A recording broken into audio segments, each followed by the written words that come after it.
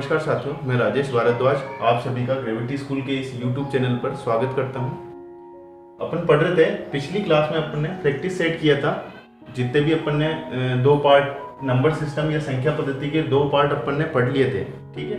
तो उनसे संबंधित कुछ प्रश्न अपन ने प्रैक्टिस सेट 1 में किए हैं और कुछ प्रश्न अपन प्रैक्टिस सेट नंबर 2 में करेंगे। तो देखते हैं, उसी क्रम में आगे बढ़ते हैं। अपन कुछ क्वेश्चंस कर लेते हैं। जैसे क्वेश्चन नंबर फर्स्ट, ये प्रश्न काफ़ी इंपॉर्टेंट है।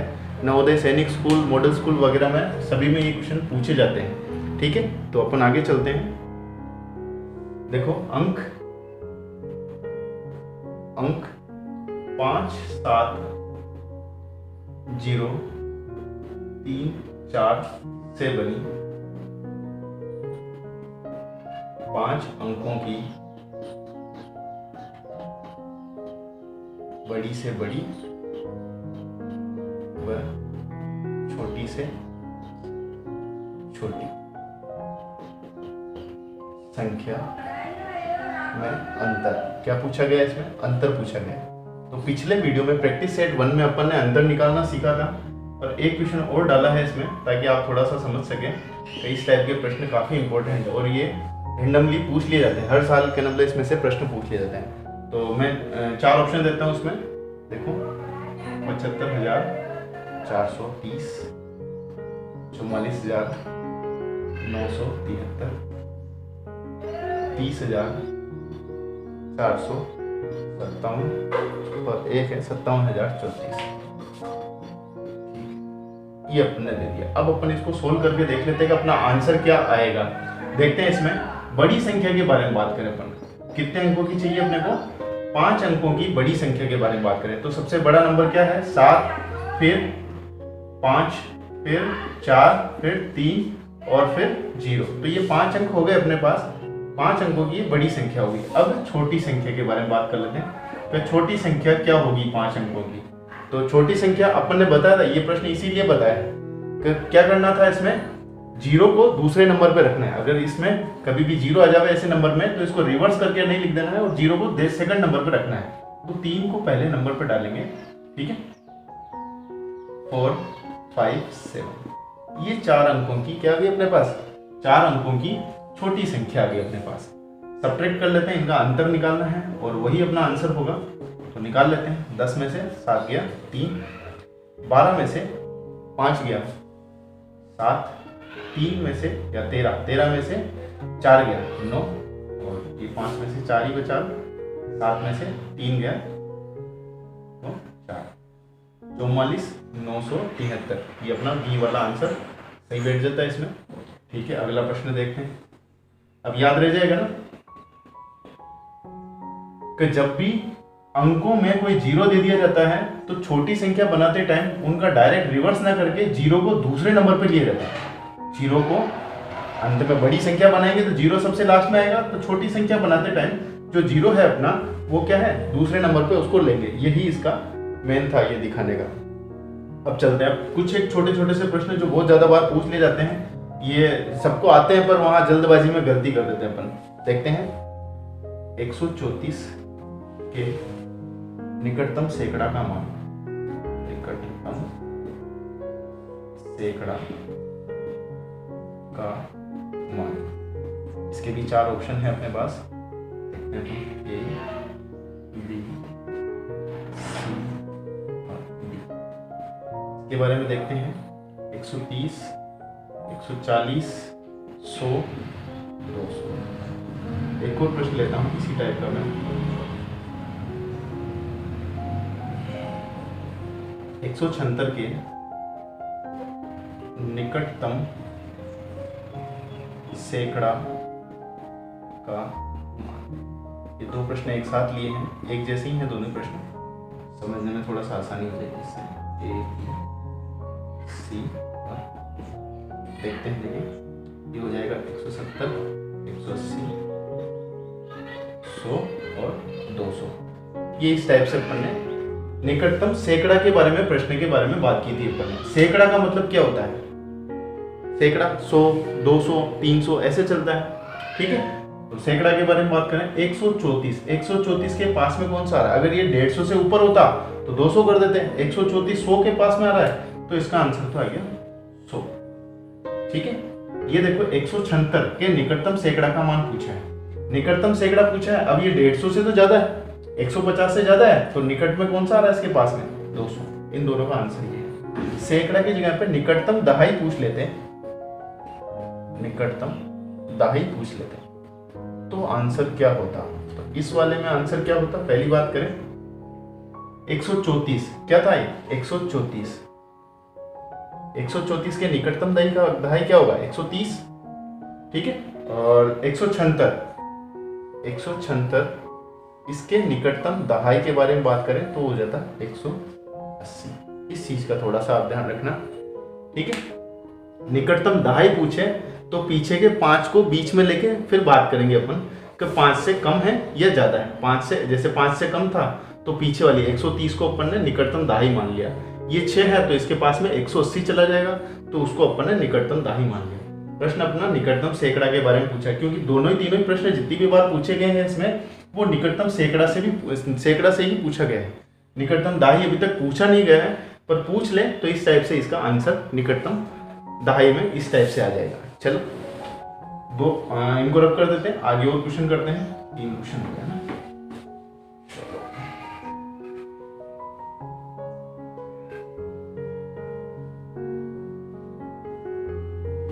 आगे प्रश्न नेक्स्ट लिखते हैं अपन, काफी इजी क्वेश्चन है। 4 और 5 दो क्वेश्चन एक साथ लिखेंगे।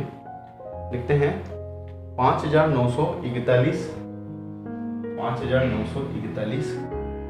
की अनुवर्ती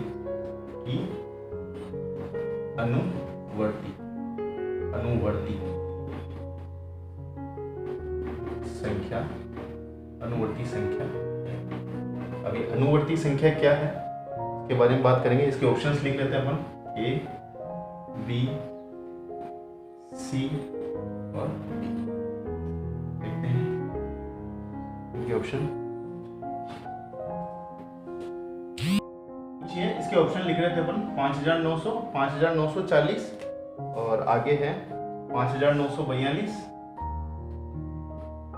और फिर 6000। ठीक है, एक प्रश्न और लिख देता हूं मैं।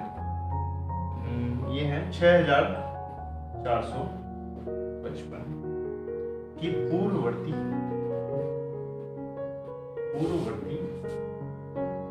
संख्या है। क्या कहा है इसमें? पूर्ववर्ती संख्या पूछी है। तो इसके भी 4 ऑप्शन लिख देते हैं, ए, बी, सी और डी। तो इसके 4 ऑप्शन हैं 6000, 7000, 6454, 6454। इस टाइप से अपने पास 2 क्वेश्चन है। एक में पूछा है अनुवर्ती और दूसरे में पूछा है पूर्ववर्ती। यहां से देखो, अनुवर्ती के बारे में बात करें। अनुवर्ती का मतलब होता है, अनुवर्ती का मतलब क्या हो जाता है?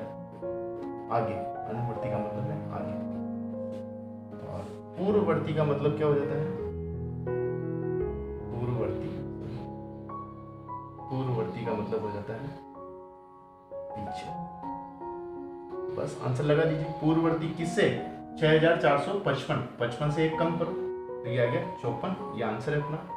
इसमें अनुवर्ती आगे 41 आ रहा है तो 40 वाला 5940, ये इसका आंसर है।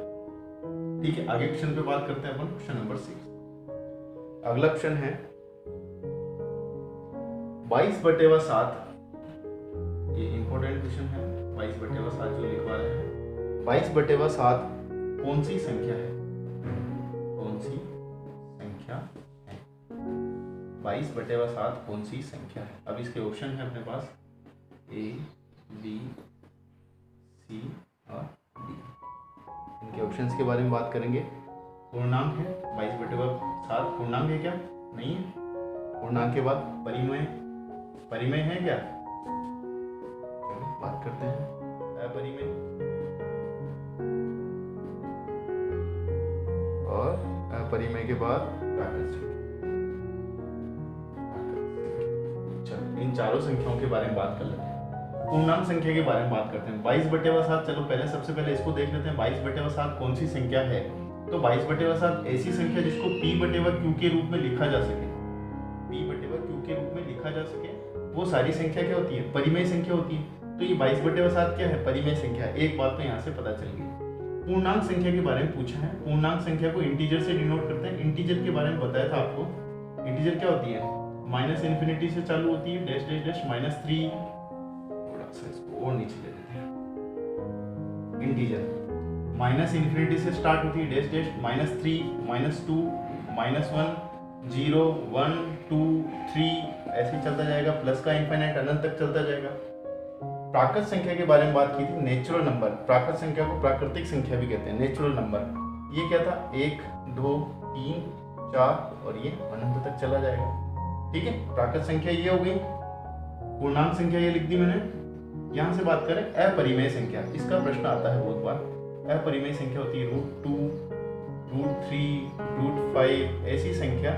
ठीक है, इनको प्राकृत संख्या कहते हैं, जिनको नहीं लिखा जाता, नहीं लिखा जा सके, p/q के रूप में नहीं लिखा जा सके, वो सारी संख्या क्या होती है? अपरिमेय संख्या होती है। तो अपन ने बात कर ली यहाँ से। इस प्रश्न का उत्तर होगा अपने पास परिमेय संख्या। ठीक है, और कौन कौन सी हो सकती है परिमेय संख्या? सारी संख्या बटेवा में 1 लिख सकते हैं किसी की, तो वो सारी संख्या पूर्णांक सारी की सारी क्या होती है? परिमेय होती है। ठीक है, आगे चलते हैं अपन।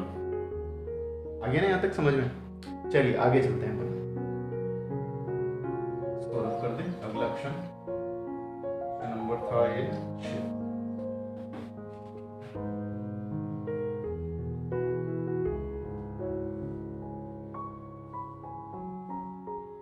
आगे चलते हैं। अगला ऑप्शन है 7। 9 से कम सभी सम संख्याओं का योग, सभी सम संख्याओं का योग, संख्याओं का योग होगा, योग होगा। ये क्या होगा? इसके लिए 4 ऑप्शन है अपने पास, A, B, C और D। क्या क्या है ऑप्शन में? 10, 90, 18, 20, 10, 90, 18 और 20। ठीक है, चेक करते हैं। सम संख्या, सम संख्या के एक क्वेश्चन और लिख देता हूँ, फिर उसके बाद में आगे चलेंगे इसमें। Question number 8। क्वेश्चन नंबर 8 है 10 से कम सभी विषम संख्याओं का योग, विषम संख्याओं का योग होगा, योग होगा। ठीक है, इसके ऑप्शन भी देख लेते हैं, A, B, C और D। तो इनके ऑप्शंस हैं 20, 15, 25, 14।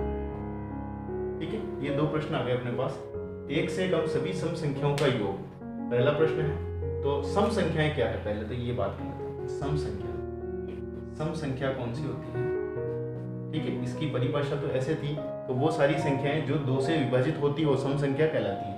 तो क्या होती है? 2, 4, 6, 8, 10, 12 ऐसे चलती जाती है। ठीक है, विषम संख्या, सम संख्या को तो इवन नंबर बोलते हैं अपन, इंग्लिश में क्या बोलते हैं? इवन नंबर, और विषम संख्या को बोलते हैं ओड नंबर। ठीक है, विषम संख्या है ऐसी संख्या जो 2 से विभाजित नहीं होती हो, उनको विषम संख्या बोलते हैं। तो 1, 3, 5, 7, 9 डैश डैश डैश ऐसे करके विषम संख्या चलती है। तो यहां से अपने को 2 प्रश्न पूछे हुए। पहला प्रश्न था 9 से कम सभी सम संख्याओं का योग। सम संख्या क्या थी? 2, 4, 6, 8। ये 9 से कम हो गई। इन सभी का एडिशन कर लेते हैं। जो एडिशन आएगा, आंसर आएगा, वो वहां पर टिक लगा देंगे। ठीक है, 4 और 6 10, 10 और 8 और 2 10, 20 हो रहा है टोटल। ठीक है, तो इसका आंसर तो आ गया 20। आगे देखो, 10 से कम सभी विषम संख्याओं का योग। इससे 10 से कम, तो 10 से कम है ये वाली 1, 3, 5, 7 और 9। इनका एडिशन भी कर लेते हैं। ठीक है, 9 और 7 16, 16 और 5 21 और 3 24 और 1 25। ये हो गया अपने पास इसका ऑप्शन 25। ये विषम संख्याओं का योग। ठीक है, अब इससे आगे एक प्रश्न और करेंगे अपन। जो प्रश्न करेंगे उसी टॉपिक पर फिर अपन आगे कल बढ़ेंगे। ठीक है, एक प्रश्न करवा देते हैं, एक क्या 2 प्रश्न करेंगे, है ना, 2 प्रश्न कर लेते हैं, बिठा दें इनको। चलो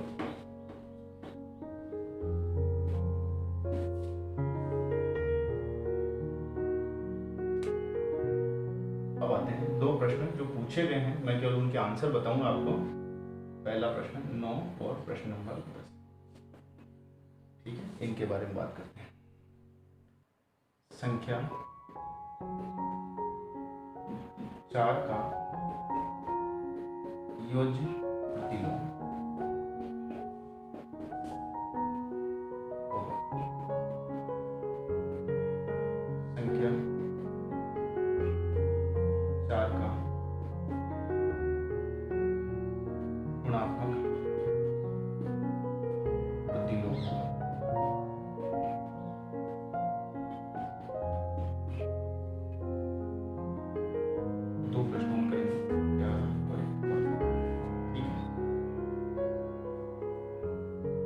जोड़ का तत्समक अंक होगा। ये क्या होगा? गुणा का तत्समक अंक। अब ये प्रश्न है, चारों इंपॉर्टेंट प्रश्न है। ये चारों ही प्रश्न इंपॉर्टेंट है, इनका ध्यान रखना थोड़ा। इनके ऑप्शन ले लेते हैं, ए बी सी डी। ठीक है, 0 4 -4 1 कर लेते हैं। 1/4। ठीक है, 1/4 -4 4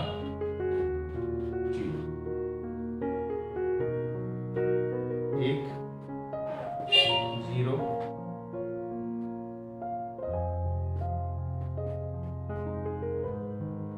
ए और 1/1 1 0 ए और 1/1। चलो ये 4 प्रश्नों लिख लिए। चारों प्रश्न महत्वपूर्ण हैं। ठीक है, इनमें से पूछ लिए जाते हैं। संख्या 4 का योज्य प्रतिलोम। योज्य प्रतिलोम क्या होता है उसके बारे में अपन कल बात करेंगे पूरा डिटेल में। इनके बस 4 प्रश्न देख रहे हैं अपन, इनके 4 प्रश्न देख रहे हैं ताकि इस कड़ी को कल अपन जोड़ पाए। संख्या 4 का योज्य प्रतिलोम होगा, वो होगा -4। ये प्रश्न का सॉल्यूशन। संख्या 4 का गुणात्मक प्रतिलोम होगा। अब गुणात्मक प्रतिलोम क्या होगा? ये होगा 1/4। ये इसका आंसर है। जोड़ का तत्समक अंक, जोड़ का तत्समक अंक ये 1 होगा। गुणा का तत्समक अंक, सॉरी जोड़ का तत्समक अंक अपन ने गलत किया है। जोड़ का तत्समक अंक 0 होगा। गुणा का तत्समक अंक 1 होगा। ठीक है, तो ये अपना लास्ट प्रश्न किया अपन ने, तत्समक अंक और योज्य प्रतिलोम और गुणात्मक प्रतिलोम, इसके बारे में अपन कल पढ़ेंगे। ठीक है, आज यही क्लास समाप्त करते हैं।